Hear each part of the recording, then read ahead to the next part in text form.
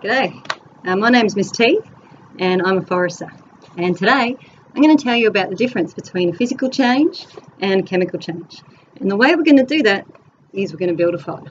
Okay, so you guys might know about fire. You might have built a fire before in your house, or you might not have. Today you're going to watch me do one, but please don't try this at home without adult supervision. Okay, so I've got a piece of paper here, right? And the newspaper, looking at what's for sale. Pretty boring. Let's screw it up. Now, that paper has undergone a physical change. It's no longer a flat broadsheet piece of paper. It's now a scrunched up ball. Perfect for lighting a fire. Alright, let's do that again, just in case you missed it the first time. Flat A2 piece of paper. Crunch it up. Ball of paper, fuel for the fire. Fire needs three things to burn. Needs fuel, hence the paper. Needs oxygen, it's in the atmosphere all around us. And it needs heat, an initial ignition heat, and then heat to keep it going. So, it's going to need more fuel than paper to burn. So I've been around the traps and I've collected a bit of wood. So again, when we break this wood up, we're creating physical change. Yep, you guessed it. So we're going to stack this wood in a nice physical arrangement, different to how I found it. Creating something that's going to thaw the air and bring lots of oxygen into our fire. So we've got our fuel, which we're stacking in such a way that we're going to bring lots of oxygen into our fire and make it burn. So, again, more physical changes. Breaking up that wood. This is how it grew on the tree. Physically changed it into smaller pieces. It's good for our fire. Now, most types of wood are okay. You can find this around the back garden, out on the street, underneath the street trees. But again, just make sure you ask your parents to help you out with this. Fire can be a bit risky, can be a bit dangerous, produces lots of heat and you can get burnt, so just be careful, make sure you know what you're doing.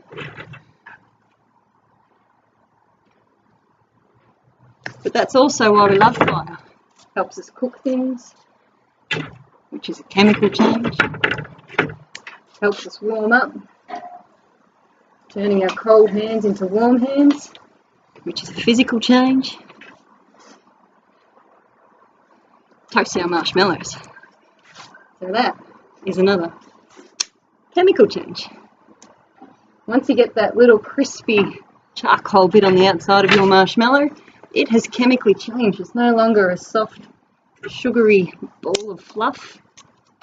It's now got charcoal in it, an entire new substance, and that is how we define a chemical change. When something changes from its original substance into a new one. So breaking these sticks up, I've still got sticks, they're just in a different shape. So that's a physical change. But once we burn these sticks, they're going to form carbon. So the wood in there is going to change substance from wood tissue, from plant fibre, into charcoal. So let's have a look how it works.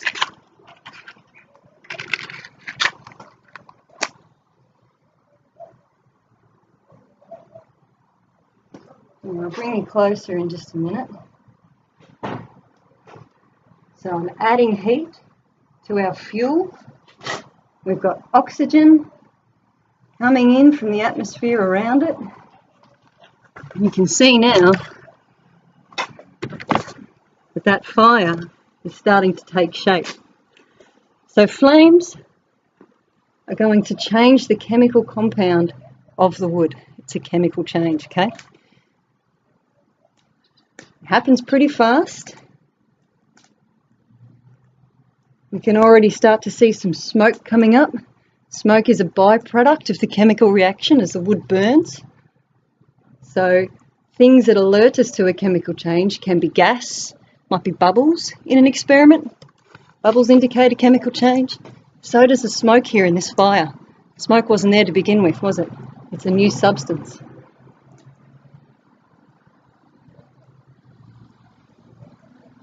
Alright, so now that's going quite nicely. I actually need some marshmallows. Didn't bring any. Sorry about that. You can start to see the paper has changed as well. That paper is no longer paper. It's now black charcoal mass. So we can see here what was our paper. It's started to disintegrate and flake up.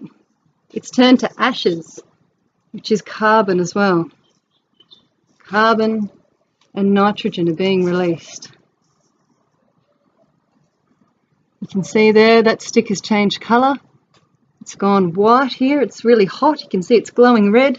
It's undergoing a chemical change, turning into charcoal.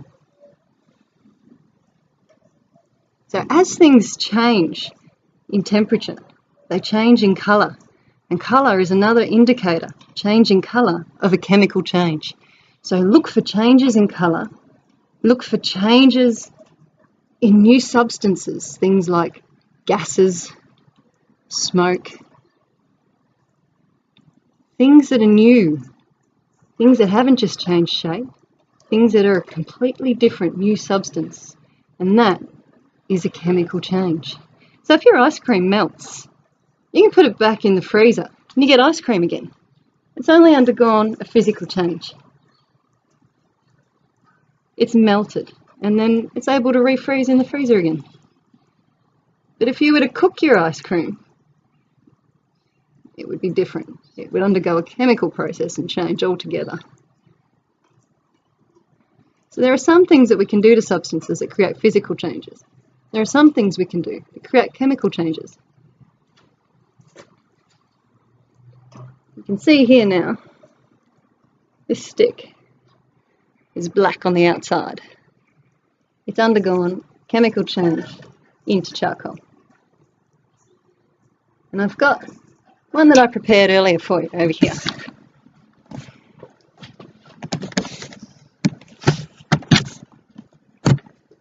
So this is a stick from an earlier fire that I've had. And if I draw on the paper, you can see that I've got some beautiful charcoal happening.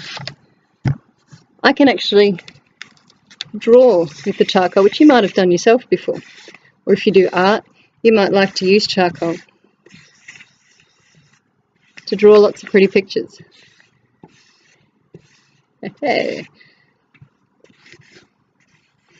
If I get a normal stick and I try and do that, nothing happens. We can't draw with wood, but we can draw with charcoal. So undergoing chemical changes, things turn into new substances, things that we can use for new purposes.